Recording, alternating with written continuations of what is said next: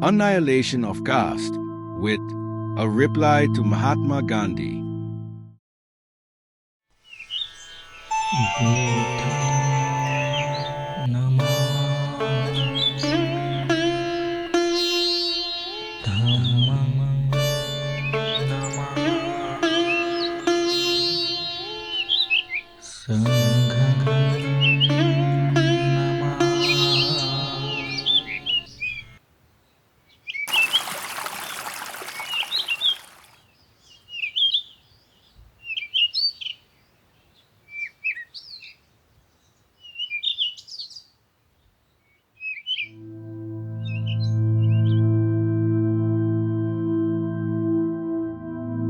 Shri, VARNA versus Caste.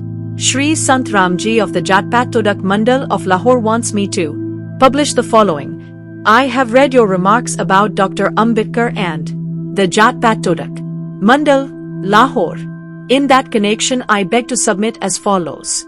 We did not invite Dr. Ambedkar to preside over our conference because he belonged to the depressed classes, for we do not distinguish between a touchable and an untouchable Hindu.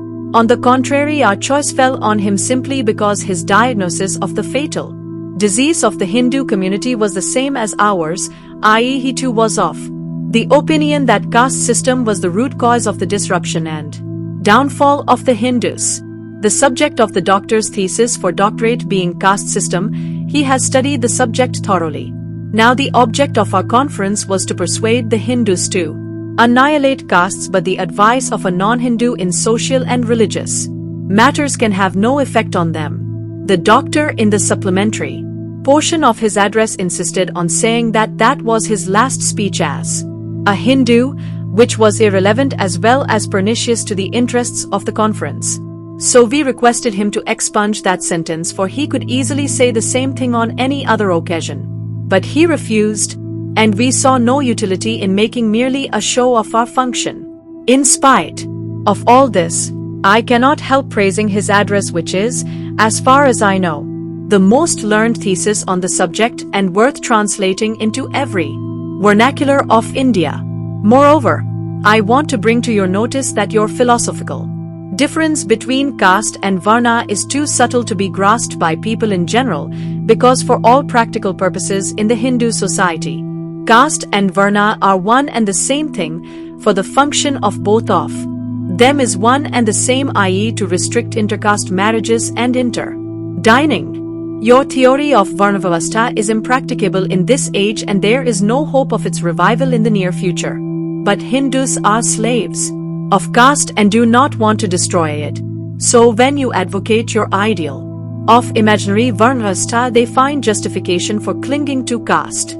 Thus you are doing a great disservice to social reform by advocating your imaginary utility of division of varnas, for it creates hindrance in our way to try to remove untouchability without striking at the root of varnavavastha is simply to treat the outward symptoms of a disease, or to draw a line on the surface of water. As in the heart of their hearts, Dvijas do not want to give social equality to the so-called touchable and untouchable Shudras, so they refuse to break caste and give liberal donations for the removal of untouchability, simply to evade the issue, to seek the help of the Shastras for the removal of untouchability and caste is simply to wash mud with mud. The last paragraph of the letter surely cancels the first. If the Mandal rejects the help of the Shastras, they do exactly what Dr. Ambedkar does, i.e. cease to be Hindus. How then can they object to Dr. Ambedkar's address merely because he said that that was his last speech as a Hindu? The position appears to be wholly untenable, especially when the Mandal, for which Shri Sant Ram claims to speak, applauds the whole argument of Dr. Ambedkar's address. But it is pertinent to ask what the Mandal believes if it rejects the Shastras. How can a Muslim remain one if he rejects the Quran, or a Christian remain Christian if he rejects the Bible? If caste and varna are convertible terms, and if varna is an integral part of the Shastras which define Hinduism, I do not know how a person who rejects caste, i.e. varna, can call himself a Hindu. Shri Sant Ram likens the Shastras to mud. Dr. Ambedkar has not, so far as I remember, given any such picturesque name to the Shastras. I have certainly meant when I have said that if Shastras support the existing untouchability, I should cease to call myself a Hindu. Similarly, if the Shastras support caste as we know it today in all its hideousness, I may not call myself or remain a Hindu since I have no scruples about interdining or intermarriage. I need not repeat my position regarding Shastras and their interpretation. I venture to suggest to Shri Sant Ram that it is the only rational and correct and morally defensible position, and it has ample warrant in Hindu tradition. Harijan, 15th August 1936. Appendix 2. A reply to the Mahatma by Dr. Ambedkar. I appreciate greatly the honor done me by the Mahatma in taking notice, in his Harijan, of the speech on caste which I had prepared for the Jat-Pat-Todak Mandal. From a perusal of his review of my speech, it is clear that the Mahatma completely dissents from the views I have expressed on the subject of caste. I am not in the habit of entering into controversy with my opponents unless there are special reasons which compel me to act. Otherwise, had my opponent been some mean and obscure person, I would not have pursued him. But my opponent being the Mahatma himself, I feel I must attempt to meet the case to the contrary which he has sought to put forth. While I appreciate the honor he has done me, I must confess to a sense of surprise on finding that of all the persons the Mahatma should accuse me of a desire to seek publicity, as he seems to do when he suggests that in publishing the undelivered speech my object was to see that I was not forgotten. Whatever the Mahatma may choose to say, my object in publishing the speech was to provoke the Hindus to think and take stock of their position. I have never hankered for publicity, and if I may say so, I have more of it than I wish or need. But supposing it was out of the motive of gaining publicity that I printed the speech, who could cast a stone at me? Surely not those who, like the Mahatma, live in glass houses. 2. Motive apart, what has the Mahatma to say on the question raised by me in the speech? First of all, anyone who reads my speech will realize that the Mahatma has entirely missed the issues raised by me, and that the issues he has raised are not the issues that arise out of what he is pleased to call my indictment of the Hindus.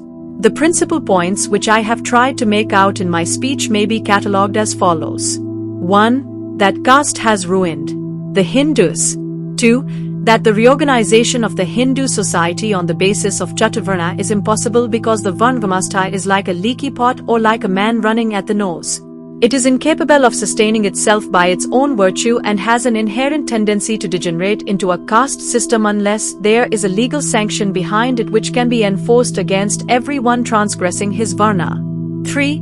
That the reorganization of the Hindu society on the basis of Chatuvarna is harmful because the effect of the Varnavastha is to degrade the masses by denying them opportunity to acquire knowledge and to emasculate them by denying them the right to be armed.